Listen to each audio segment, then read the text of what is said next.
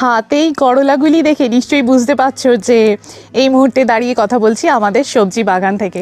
তোমরা যারা আমার এই বেঙ্গলি গুড ফুডের নিয়মিত দর্শক, যারা বিগত কয়েক মাস ধরে এই পরিবারের সদস্য, তারা অলরেডি জানো যে অস্ট্রেলিয়াতে আমাদের বাড়িতে আমাদের নিজস্ব একটা ব্যাকইয়ার্ড গার্ডেন আছে, যেখানে আমরা সেই সমস্ত সবজিগুলি গ্রো করি যেগুলো অস্ট্রেলিয়ার সুপার মার্কেটগুলিতে সাধারণত পাওয়া যায় না। পাওয়া গেলেও দাম কিন্তু যথেষ্ট বেশি। তো যাই হোক, এই মরশুমে আমরা আমাদের বাগানে কি কি গ্রো করছি, যদি বাগান ভালোবাসো, যদি নিজেরাও যদি বাগান করো, তাহলে সঙ্গে থাকো, এই ব্লগটা খুবই ভালো লাগবে।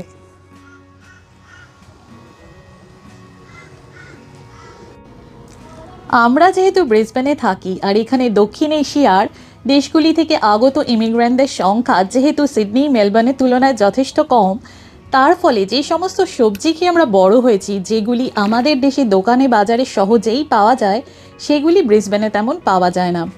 উইকেন্ডে এদিক ওদিক যে হাটগুলি বসে সেখানে মাঝে মধ্যে পেলেও পাওয়া যায়, তবে তার দাম কিন্তু যথেষ্ট বেশি এবং সুপার মার্কেটে তো পাওয়াই যায় না, যেহেতু অজিরা এবং ইউরোপ থেকে যারা সেই দেশে থাকে, নিউজিল্যান্ড থেকে যে সমস্ত কিউইজরা সেই দেশে থাকে, তারা তো এই সমস্ত সবজি খেয়ে অভ্যস্ত নয়। তার ফলে এই সবজিগুলিও এখানকার সুপার মার্কেটে, অন্তত ব্রিসবেনে, কিন্তু সেগুলো বিক্রি হয় না। নিউজিল্যান্ডে থাকাকালীন আমাদের নিজস্ব সবজি বাগান ছিল ঠিকই, কিন্তু সেখানকার প্রচণ্ড ঠান্ডা আবহাওয়ার জন্য দেশীয় সবজি গ্রো করা প্রায় একেবারেই সম্ভব হতো না। এনিওয়ে, অস্ট্রেলিয়াতে মুভ করার পর ঠিক করেছিলাম নিজেদের একটা বাড়ি কিনে সেখানে আগে আমাদের পছন্দের দেশীয় সবজিগুলি গ্রো করব। ব্যাস, যেমন প্ল্যান তেমনি কাজ।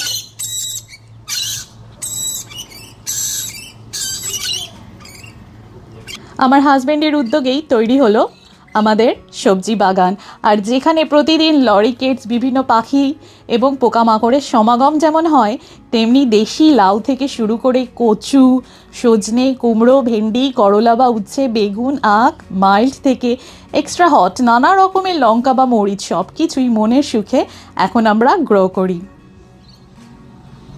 দেখো কত লাউ ফুল এসেছে। আর ওই যখন মনে হলো বাগান থেকে তুলে এনে রান্না করে খাই, নিজেদের বাগান থেকে ফ্রেশ সবজি এনে খাওয়ার আনন্দটাই আলাদা, এর স্বাদই অন্যরকম। যারা খাও তারা নিশ্চয়ই জানো। তবে জানো তো, খাওয়ার থেকে বেশি ভালো লাগে এদের দেখতে। ঠিক একটা বাচ্চা যেমন চোখের সামনে দেখতে দেখতে বড় হয়ে ওঠে, বাগানের এই সবজিগুলিও ঠিক তেমনি। বীজ থেকে চারা গাছ, সেটা বড় হয়ে ফুল, তার থেকে ফল, সেটা ম্যাচিওর হলে হারভেস্ট করা, পুরো ব্যাপারটাই এক্সপিরিয়েন্স করা যায় নিজেদের বাড়িতে একটা বাগান থাকলে। বেশ ছোট ছোট কুমড়ো এসেছে, দেখা যাক দাঁড়ায় কিনা।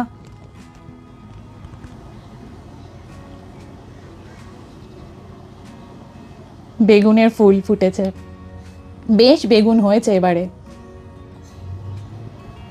কোন গাছে কটা ফল ঝুলছে, কত বড় হলো, সেটা দেখার আনন্দটাই আলাদা। আর তুলতে গেলে তো ভালোই লাগে, নিজেদের গাছ থেকে বেছে বেছে পছন্দ মতো সবজি কেটে নাও।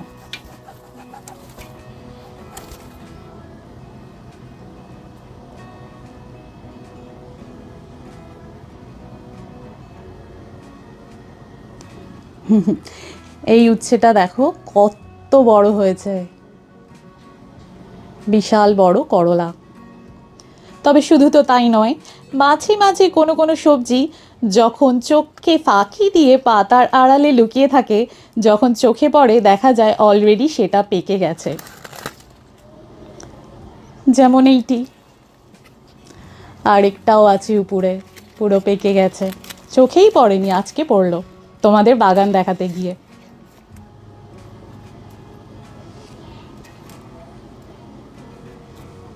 আর যেগুলি পেকে গেছে সেগুলির জাস্ট বাগানে ফেলে দাও, সেখান থেকে আবার হবে নতুন গাছ। আর নইলে দানাগুলি রেখে শুকিয়ে দিলে আবার নেক্সট ইয়ারে বা নেক্সট মরশুমে আবার গাছ লাগাও।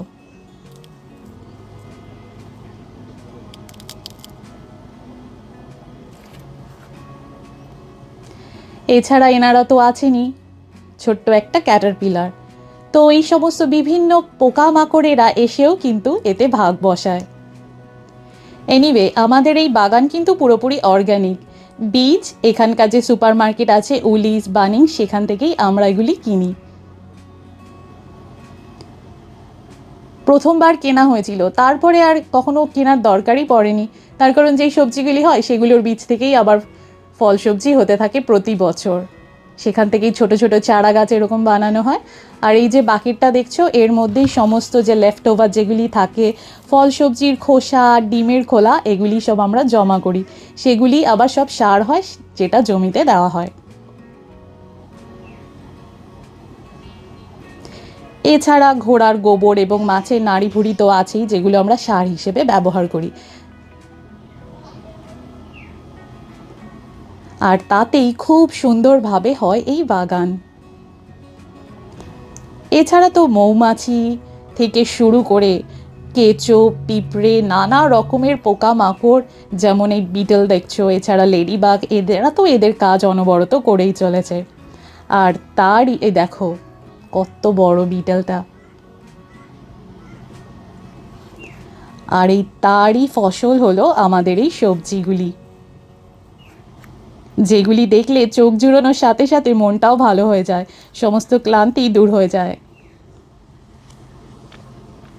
দেখো কত লঙ্কা হয়েছে। এত সবজি দেখে নিশ্চয়ই হয়তো ভাবছো আমাদের বোধহয় কোনো সবজিই কিনতে হয় না। কিনতে আমাদের হয় যেগুলি আমরা গ্রো করি না, যেমন ধরো পেঁয়াজ, ফুলকপি, ব্রকলি, বাঁধাকপি, আদা, রসুন, গাজর, বিনস, জুকিনি এবং নানা রকমের ফল। আম গাছ, কলা গাছ, লেবু গাছ আছে আমাদের, তবে সেগুলি এখনও ছোট ছোট, মানে সেগুলিতে ফল হতে আর বেশ কয়েক বছর সময় লাগবে। নিম গাছ, কারি পাতা গাছও আছে।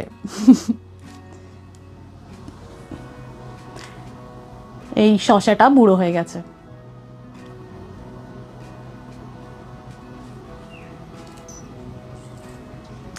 জানো তো আমাদের বাগানের বেস্ট পার্ট হলো রোজ প্রচুর লরিকেটস আসে এখানে।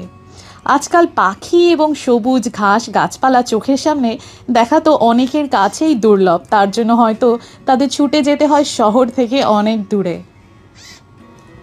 কিন্তু সেই দিক থেকে আমরা কিন্তু ভীষণ লাকি।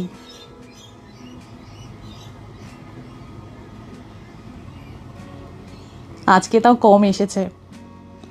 আর এই বাকেটে আলু করেছিলাম, কিন্তু খুব একটা বেশি হয়নি।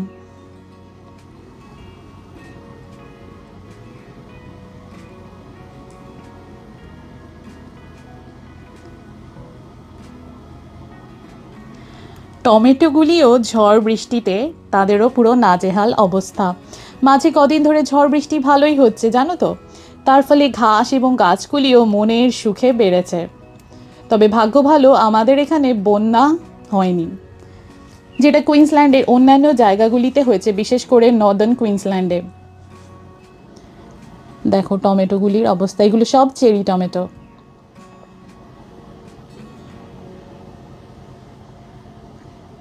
ছোট ছোট লঙ্কা, কিন্তু বেশ ঝাল। Snow piece. তবে গরম এবং হিউমিডিটি এত বেশি এখানে যে 2-3 দিন বৃষ্টি না হলেই মানে মানুষের সাথে সাথে গাছপালাগুলিও শুকিয়ে যায়। স্প্রিং অনিয়ন, পেঁপে গাছও রয়েছে, তবে সেগুলি এখনো ছোট ছোট। এছাড়া রয়েছে তুলসী গাছ আর গাঁদা ফুলের গাছ, প্রচুর গাঁদা ফুলের পুরো ঝাড় একেবারে।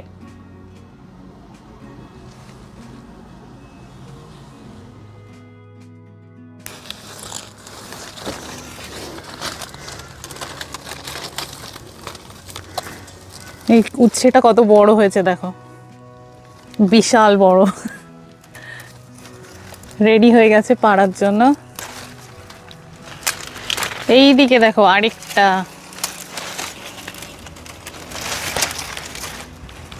তুলে ফেলি এটাকে এবার।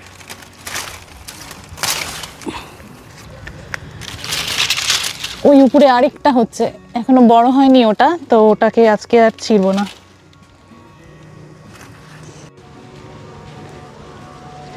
কেমন দেখলে আমাদের সবজি বাগান অবশ্যই জানিও। আর তোমরাও কি বাড়িতে বাগান ঠাগান করো নাকি, সেই শখ আছে? পারলে সেটা অবশ্যই বলো। আর অস্ট্রেলিয়ার উপরে নানা রকমের ভিডিও দেখতে হলে, অস্ট্রেলিয়া সম্পর্কে জানতে হলে সঙ্গে থেকো। আজ এখানেই শেষ করছি। আমি ডক্টর তৃষা। খুব শিগগিরই দেখা হচ্ছে পরের ব্লগে। সবাই খুব ভালো থেকো। টাটা।